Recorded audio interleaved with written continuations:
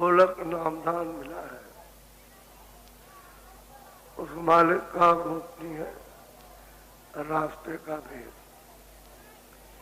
यही असली धन है। ये आत्मधैर्य इसको संभाल कर भूलना नहीं है। नाम को याद रखो, रोग को याद रखो, स्थान को याद रखो, आवाज को याद रखो। ये अगर भूलोगे नहीं तब तो तुम्हारा काम ठीक बनेगा। जब याद रखो तो बताया गया कि आप नाम लेके उसके रूप को याद करो। ये तो हो गया सुमरन। फिर उसको देखने के लिए, उसकी दया परखने के लिए ध्यान करो, जिससे तुम्हारी आंख साफ हो जाए। जुग जुग का क्रीट, कर्मों का मैल, पाप और पुण्य, वो तुम्हारी दृष्टि से हटना चाहिए। दृष्टि खुले तो नाम और रूप की दया, क्योंकि नाम भी सच्चा और जो स्थानों का रूप है वो भी सच्चा। वो कृपा दया अपने अपने मंडल पर, अपने अपने स्थान पर बैठ करके करते हैं। और फिर उनके देश में जब तुम रहोगे, उनको याद करोगे तो अपने देश की कोई बाधा नहीं डालेंगे। जब तुम नाम नहीं लोगे, रूप को याद नहीं करोगे और उसके देश से जाना चाहोगे, तो जो रोज कर्म करते हो तो वो बाधा खड़ी कर देंगे, आपको बाहर से जानते हैं। तो जिसका जो जिस देश का नियम, उसका आप पालन करो। भेदभाव यानी काम करो, शरीर के लिए काम करो, उसके लिए खेती, दुकान, दफ्तर, ये शरीर की रक्षा के लिए ये काम है। और कलयुग में ये काम अनिवार्य है। ये द्वापर नहीं है, न ये त्रेता है, न सतयुग है, ये तो कलयुग है। इसमें अन्न में यानी प्राण है। अन्न मिलेगा तो आपके शरीर में प्राण रहेंगे, और अन्न नहीं मिलेगा तो शरीर छूट जाएगा। इसलिए अन्नमयी कोष है। तो अन्न पैदा करो और उससे शरीर की जो रक्षा हो उतना दो, ताकि शरीर आपका निरोगी रहे। और जो रास्ता, जो गोपनीय भेद जो बताया हो, वो प्रेम और प्यार से हर हो। स्मरण करो और उसको ध्यान करो और फिर उसका भजन करो। तो ये बहुत आसान से आसान रास्ता हो जाएगा। नहीं सतयुग में और त्रेता का और द्वापर का जितना भी आपने जो कुछ किया, उसका सब इकट्ठा कुछ नहीं होगा। कलयुग इतना पुनीत और इतना अच्छा युग तुम्हारे लिए इसलिए सुलभ आया कि संतों ने कलयुग में मालिक से मिलने का, और जितने भी रास्ते में धनी है, स्थानीय जो अपने अपने लोगों के मालिक है, उनसे मिलने का रास्ता खोल दिया। आसानी से चढ़ के जा सकते हो, लेकिन थोड़ी बहुत मोहब्बत और प्यार तो चाहिए। किसी से मिलने जाते हो तो थोड़ा बहुत तो प्यार और मोहब्बत और उसका आओ और अदब और इज्जत तो चाहिए, तो मिलेगा। और तुम खड़े हो जाओगे वैसे ही तो आपसे नाराज हो जाएगा और जो काम करना होगा नहीं करेगा। लेकिन बाइज्जत जब उसका सम्मान करोगे और उसको प्रणाम करोगे, नभोगे, तो तुम्हारा काम कर देगा। इसी तरह से उसके देश में तरह तरह के आपने ये कर्जे लाद रखे हैं, कई पाप के, कई चोरी के, कई धोखे के, कई बेईमानी के, कई झूठ के, कई छपट के, कई मार के, पीट के, कई जीवों की हिंसा के, कई मनुष्य तमाम लाद रखे। तो अगर आप उसका आदर नहीं करोगे, याद नहीं करोगे, तो नाराज हो जाएगा और कह देगा अपने कारगुजारों से कि इसका शक्ति के साथ वसूल करो। ऐसे इसको मत जाने देना। और जब उसको याद करोगे तो उसकी याद से उसके देश का कर्जा साफ होगा। पहले तो उसी के देश की आवाज सुनना और उसी के देश की आवाज से मंजन करना, और तब उसके देश का कर्म कटता है, साफ हो जाता। आप इस भेद को जानते नहीं, आप सीधे नहीं जा सकते हो, किसी से मुखालफत विरोध करके नहीं जा सकते। जब तुमने स्थानीय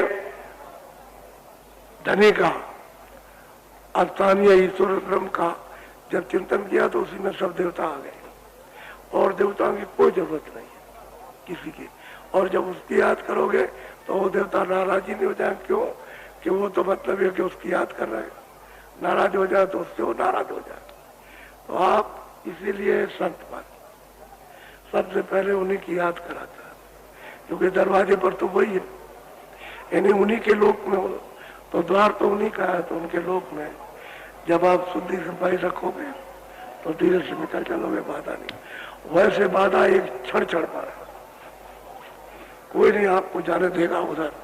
इतने दुष्कर्म, इतने पाप कर्म गंदगी के किए, क्या मतलब ये है कि उसको कौन साफ करेगा? मैं मतलब ये है कि ब्याज के उस सभा तो जीव क्या कभी छुटकारा नहीं। इसलिए जो नामदान दिया गया पीछे या परसों या अब दिया जाएगा, उसको संभाल के रखो और गोपनीय रखो। जितना ही उसको पियोगे, जितना ही उसको हजम करोगे, जितना ही इसको छुपाओगे कि दूसरा ना जाए, उतना ही रास्ता साफ होगा। और जितना ही बकवास किया आपने और इसको मतलब ये किसी से कहा तो वो तो नाराज हो ही जाएगा, लेकिन ये भाव खत्म हो जाएगा। भाव ही कहते हैं भाव सहित। और स्वामी जी महाराज ने जब गुरु का सत्संग तो उतना ही मिला, कोई ज्यादा तो उनको मिला नहीं। उनमें तो इच्छा थी अंदर से कि संत कोई मिल जाए, हम उनके चरणों में लग जाए। और उनका भाव और उनका रहन सहन बोलचाल यानी हमको अच्छा लगता। ऐसा उद्वेग उनके विचारों में तूफान की तरह से उठता था। तो आकर के मिल गए और उन्होंने उनको 6 घंटे में, रात को रहे हो 2 रात रहे हो, उनको समझा के बुझा के ठीक और पक्का करके, और उन्होंने ये कहा कि तुम इसको रोज, जो ये भेद दिया इसको रोज करना, रोज नागा कभी मत करना, रोज। और जब कोई तुमको देख ले तो अपना कमरा जिसमें रहते हो बंद कर लेना, कुंडी खोलना नहीं, जब तक तुम्हारा काम पूरा ना हो जाए। सुमरन ध्यान का भजन का सब तक नहीं बंद कर लेना। तो बस ये है कि जब उनको होने लगा तो कुंडी बंद कर लिया करें, क्योंकि सुबह सुबह को आ गया कुंडी खोल दी तो मतलब कुछ ना कुछ कहने लगा तो ये तो देखेगा, ये विघ्न बाधा करेगा, बुलाएगा, कुछ करेगा, तो बंद कर लेते थे। अब वही कहते हैं कि मुंदेव, मैंने अपनी आंखों को शुरू में जब बंद किया और मेरी आंखें खुली तो बड़ा विवरण देते हैं कि पहले तो मैं स्वर्ग ही में प्रवेश हो गया। तो स्वर्ग के देवताओं ने आकर के तमाम रिद्धि सिद्धि ये सब डाल दिया, राज और पाठ, इसको ले लो, इसको ले लो, क्या करोगे, ये सब ले लो, तुमको सब दे देंगे, देखो ऐसा राज है, ऐसा मान है, ऐसा सुख है, ये है, सब रिद्धि सिद्धि उड़ती। तो उन्होंने कहा कि हमको ये सब कुछ नहीं चाहिए, हम तो अपने घर जाना चाहिए, ये सब नहीं चाहिए, ये आप और किसी को दे देना, जिसको चाहे हमको। साफ उनसे कहा और दर्शन दिए, और ब्रह्मा भी आए, विष्णु भी आए, शिव भी आए, और आद्या मां शक्ति सब लोग मिले, और सबने कहा तुमको क्या चाहिए, क्या तकलीफ है तुमको? कहले कोई ये तकलीफ है कि घर जाना है, वो वेदना है, वो तकलीफ, घर जाना चाहते हैं। तो क्या करें जब कुछ नहीं चाहिए? जब कुछ नहीं चाहिए तो फिर क्या? तो कहते हैं ये तो देखा ही उन्होंने। अगर हम कहते हैं कि जब आँख खुली और ये सब देखने के बाद आगे जब बढ़े तो मोह विलोक राम मुस्काई। सहदल कमल में यही से बैठ करके देखा हो। अब करोड़ों योजन दूर सहदल कमल स्थान है, यहाँ से 3 लोग का मालिक उस स्थान पर रहता है। तो मोह विलोक राम मुस्काई। मेरी सूरत में मेरी आंख ने उसको उनको देखा और वो हाथ पड़े, हाथ पड़े। ये गुरु महाराज उनको सब भेद बता के गए थे कि रास्ते में ये चिन्ह मिलेंगे, इस रास्ते से ये तुमको गुजरना होगा और तुम कहीं फंसना नहीं, हम तुमको अंदर मिलेंगे, तुम किसी से डरना नहीं, और जब कभी तुमको डर लगे तो हमको याद करना, हम मिल जाएंगे। वैसे तो हम मिलेंगे, लेकिन कभी डर होगा अकस्मात, कभी डर लगेगा तो मिले तो अपना करते रहे अपना। तो जब हंस पड़े तो प्रसन्न हो गए, तो रास्ता वहीं से जाने का, दूसरा कोई रास्ता नहीं है, उन्होंने ऐसा बंद कर रखा।